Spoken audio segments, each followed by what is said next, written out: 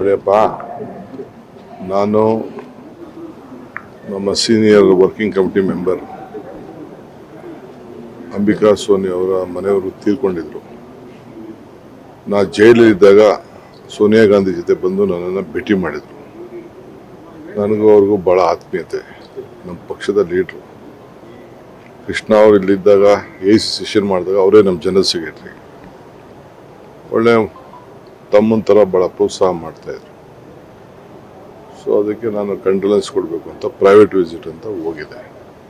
ಅಫಿಷಿಯಲಾಗಿ ಏನೋ ಕೆಲಸ ಇಲ್ಲ, ಹೋಗಿ ಭೇಟಿ ಮಾಡಿ ಅವ್ರಿಗೆ ಕಂಡೋಲೆನ್ಸ್ ಹೇಳ್ಬಿಟ್ಟು ಬರ್ತಾ ಇದ್ದೀನಿ. ಅಷ್ಟು ಬಿಟ್ಟು ಬೇರೆ ಏನಿಲ್ಲ. ಸರ್, ಹೈಕಮಾಂಡ್ನ ಭೇಟಿ ಆಗ್ಲಿಕ್ಕೆ ಹೋಗಿದ್ದೀರಾ ಅಂತ ಒಂದು ಚರ್ಚೆ ಏನು ಬೇಕಾದ್ರೂ ನೀವು ಮಾಡ್ಕೊಳ್ಳಿ, ಜನ ಮಾಡ್ಕೊಳ್ಳಿ, ಯಾರು ಬೇಕಾದ್ರೂ ಮಾಡ್ಕೊಳ್ಳಿ. ನಾನು ಹೋಗಿದ್ದ ಕೆಲಸ ಅಷ್ಟು ಮಾತ್ರ ಹೇಳ್ತೇನೆ.